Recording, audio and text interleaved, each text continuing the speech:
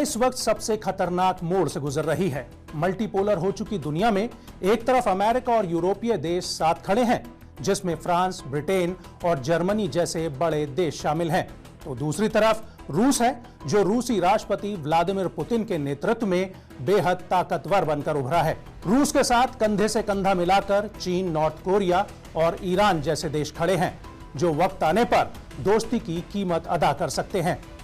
दुनिया के नक्शे पर देखें तो एक तरफ रूस और यूक्रेन जंग चरम पर है, दूसरी तरफ मिडिल ईस्ट में इजराइल और ईरान के बीच खतरनाक जंग के समीकरण बन चुके हैं। तीसरी तरफ चीन को लेकर साउथ चाइना सी पर तनाव बढ़ता जा रहा है। ताइवान और फिलीपींस जैसे देशों के साथ अमेरिका खड़ा हुआ है, तो वहीं कोरियाई प्रायद्वीप पर उत्तर कोरिया बार बार दक्षिण कोरिया पर परमाणु हमले की धमकी दे रहा है। इस बार ऐसा हो रहा है कि वो देश भी परमाणु हमले की धमकी दे रहे हैं, जो काफी जिम्मेदार माने जाते हैं और परमाणु संधि से भी जुड़े हुए हैं। इसके बावजूद खुद रूस ने परमाणु हमले के लिए अपनी सेना को हाई अलर्ट पर तैयार करके रखा है। लेकिन सबसे चौंकाने वाले हालात मिडिल ईस्ट में डेवलप हो रहे हैं। ईरान ने इजराइल को मिटाने की धमकी दी है। ईरान के एक सांसद ने यह कहकर अमेरिका और इजराइल में हड़कंप मचा दिया है कि ईरान आधे दिन यानी 12 घंटों में इजराइल पर परमाणु बम गिरा सकता है। ईरानी तल्ख तेवरों को देखते हुए ही अमेरिका ने आनन फानन में सऊदी अरब और कतर में F-16 विमानों की फौज उतार दी।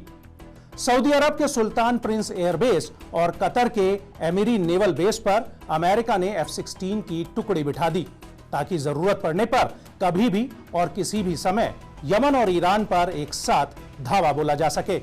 साफ है कि अमेरिका को भी डर है कि ईरान आखिरी हथियार के तौर पर परमाणु बम का इस्तेमाल कर रेगिस्तान को थर्राने का काम कर सकता है और उसके निशाने से इजराइल का नक्शे से नामो निशान मिट सकता है। दरअसल ईरान ने पहली बार इजराइल पर सीधा हमला किया। ईरान ने 300 से ज्यादा ड्रोन और मिसाइलें इजराइल के ऊपर दाग दी, जिसमें 100 से ज्यादा बैलिस्टिक और 30 क्रूज मिसाइलों के साथ खतरनाक किलर ड्रोन भी शामिल थे। हालांकि इजराइल भी हमले के लिए पहले से तैयार था और उसकी मदद के लिए अमेरिका, ब्रिटेन के साथ ही जॉर्डन जैसे मुस्लिम देश भी आ गए थे। नतीजतन इजराइल ने एक बड़े हमले को काफी हद तक नाकाम किया, लेकिन अब ईरान और इजराइल के बीच बदले की आग ठंडी नहीं पड़ी है। यह भड़कने से पहले सुलग रही है। दुनिया पर खतरा तीसरे विश्व युद्ध का मंडरा रहा है, क्योंकि ईरान परमाणु बम बनाने के लिए तैयार हो चुका है। संयुक्त राष्ट्र के हथियार पर्यवेक्षकों के मुताबिक ईरान के पास 12 परमाणु बम बनाने का यूरेनियम इकट्ठा हो चुका है। परमाणु बम में यूरेनियम की वजह से ही चेन रिएक्शन होता है और महाविनाशकारी विस्फोट होता है।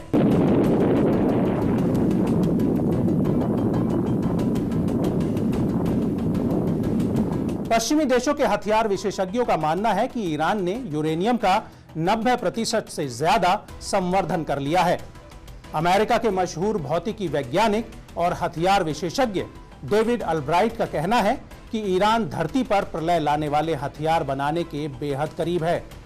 ईरान की खुफिया न्यूक्लियर साइटों को लेकर सिर्फ इतनी ही जानकारी है कि वहां एक हफ्ते के भीतर ही ईरान कम से कम 12 परमाणु बम बना सकता है।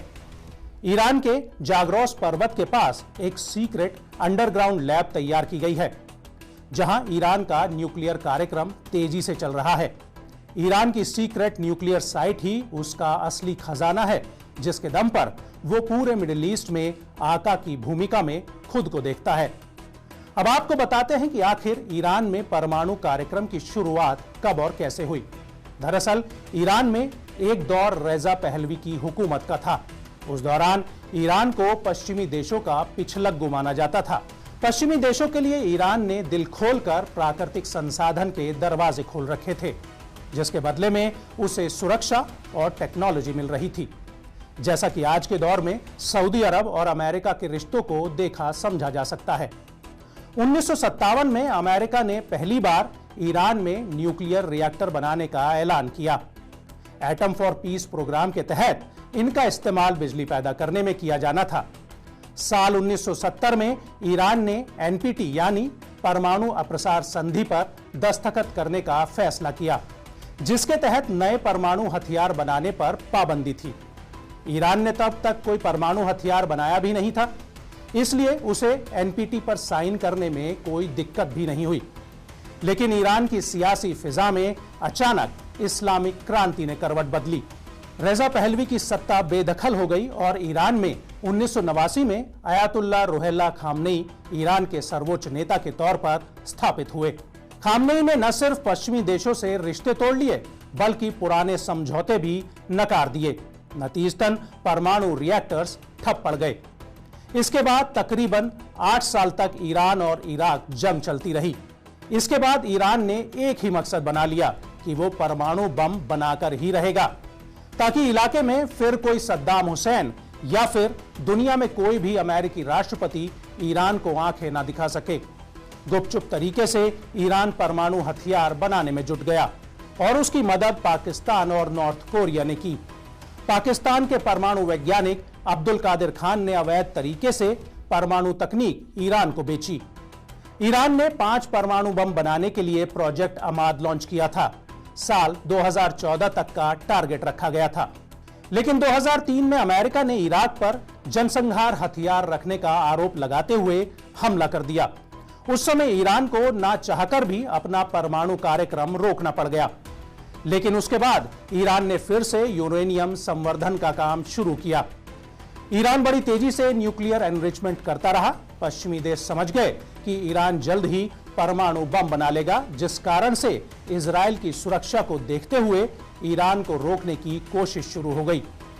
अमेरिका, रूस, चीन, ब्रिटेन, फ्रांस, जर्मनी और ईरान के बीच न्यूक्लियर डील हुई। ईरान ने डील पर साइन किए, जिसमें शर्त थी कि ईरान अपने न्यूक्लियर प्रोग्राम में इंटरनेशनल एजेंसी को निगरानी की छूट देगा और अगले 15 साल तक यूरेनियम को 3.67% से ज्यादा एनरिच नहीं करेगा। साथ ही न्यूक्लियर प्लांट्स की क्षमता भी कम करेगा। बदले में ईरान पर लगे तमाम आर्थिक प्रतिबंध हटा लिए गए। लेकिन साल 2018 में इजराइल ने ईरान को झटका दिया। इजराइल ने दुनिया को यह सबूत दे दिए कि ईरान चोरी छिपे परमाणु हथियार बनाने की तैयारी कर रहा है। दरअसल जनवरी 2018 में एक खुफिया ऑपरेशन के तहत इजराइल की मोसाद के एजेंट ने ईरान की न्यूक्लियर फैसिलिटी से 1 लाख से ज्यादा सीक्रेट फाइल्स खोदकर बाहर निकाल ली और दुनिया के सामने रख दी।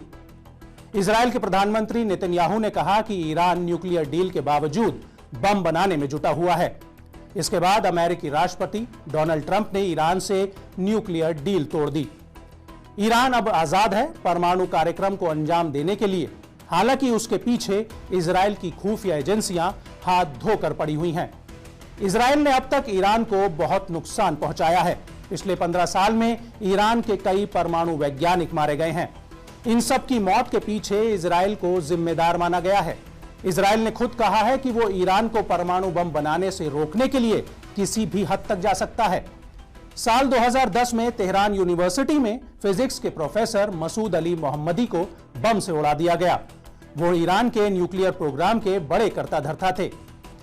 इसी तरह 2010 में ही तेहरान में एक कार धमाके में ईरान के न्यूक्लियर इंजीनियरिंग के प्रोफेसर माजिद शहरियारी की मौत हो गई।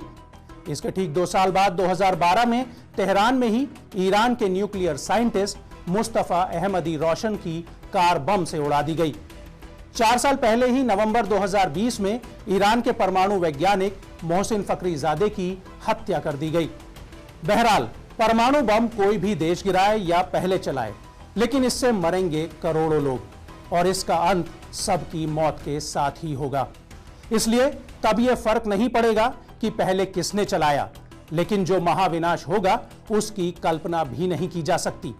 अमेरिकी सेना पर कई किताबें लिख चुकी एनी जैकबसन लिखती हैं कि अगर रूस और चीन परमाणु हमला करते हैं तो अमेरिकी राष्ट्रपति के पास सिर्फ 6 मिनट का समय होगा परमाणु हमले पर फैसला लेने का। तो वो ये भी लिखती हैं कि परमाणु बम फूटने के बाद 300 मील प्रति घंटे की रफ्तार से पिघला देने वाली हवा चलेगी और लोग मशरूम बादलों में समाते चले जाएंगे।